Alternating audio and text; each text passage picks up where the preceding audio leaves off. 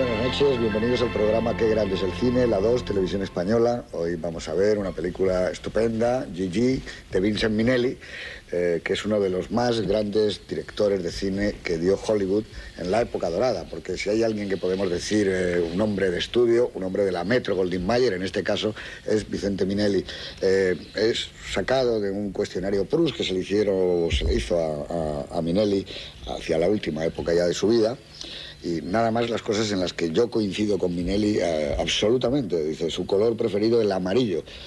También es el mío y evidentemente el rojo de Minnelli es uno de los colores claves en su filmografía.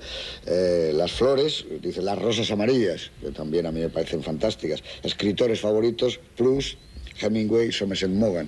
Luego me apunto a los tres, también les añadiría en cuanto a americanos dos de este siglo como son Truman Capote y Nabokov. Compositores Cole Porter y George Gershwin, pues también evidentemente.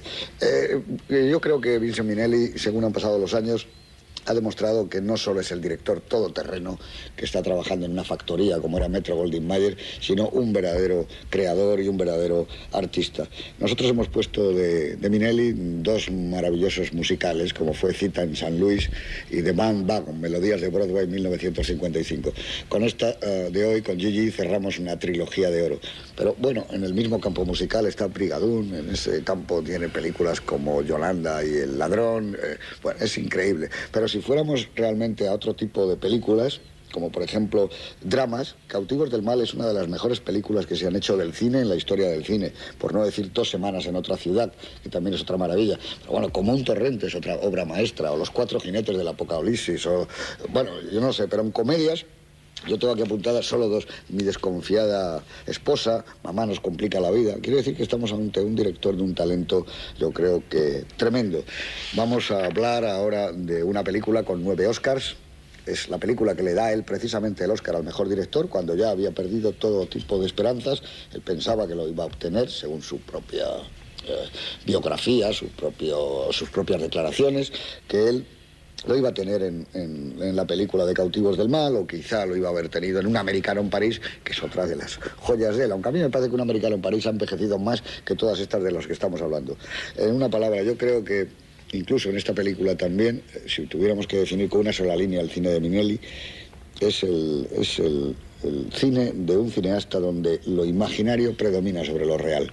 Y también en esta historia de Gigi, lo imaginario al final, lo imposible, la meta que no parecía poder conseguirse, se impone sobre una realidad.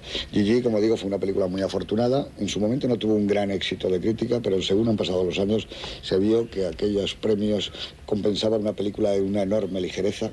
Tiene mucho que ver con la noche que se inventó el champán. Dice, bueno, la noche que inventaron los musicales Arthur Freed, Vincent Minnelli, Stanley Donen, fue una gran noche. Eduardo Torres Dulce, muy buenas noches. Buenas noches, José Luis. Quiero que nos hables un poco de esta película del 58, de esta obra Gigi, que hace una reproducción de exteriores de París que hoy día hubiera sido ya imposible, ¿no? Hoy ya no se puede rodar ese París del año 58 que reproduce el 1900, ¿no? Ese París proustiano, porque París ya es como Nueva York, como Manhattan, ¿no? Es una pena, porque yo creo que es de los últimos huellas que queda un París todavía reconocible cuando uno lee ese tipo de literatura, y digamos que está basada, como ustedes saben, en la obra de Colette, naturalmente, una novela breve.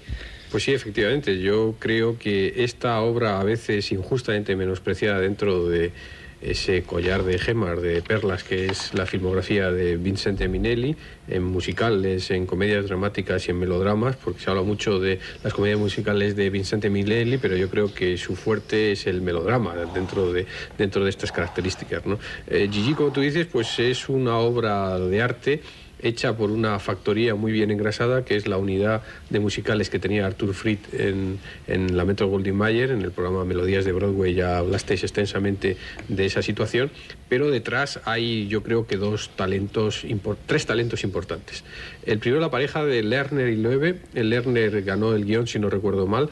Es un letrista, y raro entre los letristas del musical americano, que todos son excelentes, todos tienen una formación como poetas ciertamente importante, importante. Pasa como ha sucedido aquí en España con las letras de Rafael de León, muchas veces injustamente menospreciadas, desconociendo que Rafael de León era un poeta de primera magnitud.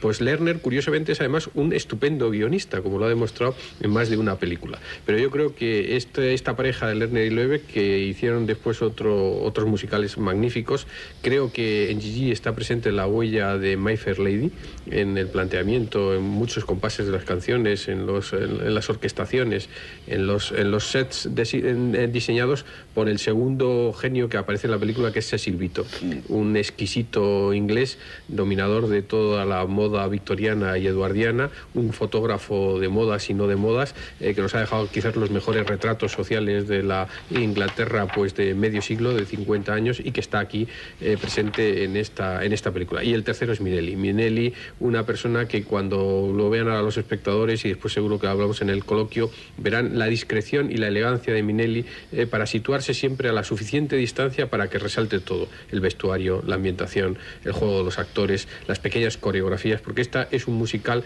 sin baile, pero que tiene mucho de baile. Verán los números de Maxim, que están realmente coreografiados como si fueran un ballet. Y está, creo, luego, desde mi punto de vista, lo más importante, y es que han atrapado todos ellos, Fried, Cecil Beaton, Lerner, el fotógrafo Ruthenberg con ese scope y ese metrocolor, y el propio Minelli, el espíritu de lo que era la Belle Époque.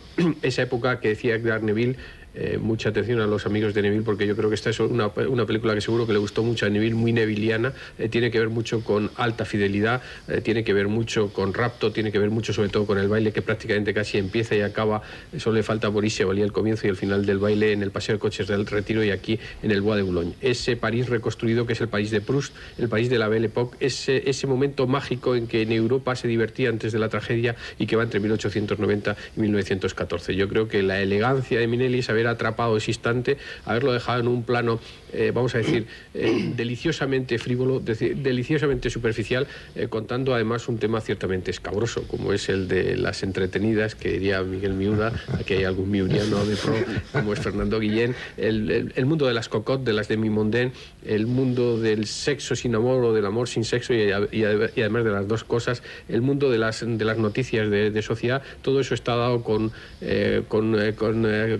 voy a decir, sin una densidad pesada, pero sí con la ligereza, bueno, que incluso en los textos de Proust, que era un adorador de esta época y de todos los personajes que aquí circulan. Creo que es una película, me atrevo a decir, emplear la palabra deliciosa, elegante y quiero decirlo sin ningún arrière-pensée, que dirían los franceses, frívola. Gracias a Dios, bastante frívola. Muy bien. No está mal eso que has dicho, son unos adjetivos estupendos, ¿no?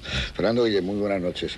Buenas noches. Acabas de dejar el platón número 3, has entrado en el platón número 2, estáis acabando una obra de teatro, el primer estudio 1 que hace Televisión Española. Yo estuve aquí una vez, yo estuve aquí una vez antes, ¿no? La obra de Priestley, que estás haciendo con Gustavo Pérez Puig. Exacto. Pues muchas gracias, no te has tenido ni que pasar por maquillaje, porque nada. ponerte la chaqueta, de aquí vale, me voy al otro vale el maquillaje. Bueno, dinos algo de Gigi. Pues Gigi, bueno, a mí desde el principio, es una película, antes apuntabais que una película la crítica recibió con reticencias, a mí siempre me ha encantado, me ha parecido una película absolutamente deliciosa. El fenómeno de Gigi creo que se rueda fundamentalmente porque una novela, como antes habéis dicho, una novelita de Colette, bueno, pues llena de cinismo, llena de amoralidad, llena de divertidísima, pero que a mitad de los años 50 se hace una adaptación teatral que, bueno, será recordarlo, estrenó aquí un par de años antes que la película estrenó Nuria Esper, fue el debut de Nuria Esper como actriz profesional en una compañía en la que estaban pues Carmen Carbonell, que hacía la tía Alicia, Milagros Leal, que hacía la abuela, Juanjo Menéndez hacía Gastón, en fin, una compañía muy brillante, y tuvo un gran éxito, pero un gran éxito no solo en España, sino en todo el mundo, en Londres, en Nueva York. Y pienso yo que a Arthur Freed y a la Metro se les ocurrió la idea de hacer Gigi en vista del éxito de la adaptación teatral. El resultado a mí me parece maravilloso. Efectivamente, creo que Minelli tiene 3 obras maestras absolutas en el musical, que ya habéis citado, que es Cita en San Luis, de Van Wegon, y Yolanda y el ladrón. Y hay una cuarta que efectivamente es estupenda. Habéis hecho referencia al mundo de Proust. Pues sí, efectivamente, esa Gigi, sobre todo la Gigi que nos cuenta Minelli, tiene mucho que ver con la Albertina de Proust. Es otra prueba del amor que Minelli ha sentido siempre por la pintura y concretamente por los impresionistas y ya más concretamente por París. Minelli tiene una fascinación indudable por París. Ya años antes, 8 años antes, en el 50 me parece que rueda Un americano en París.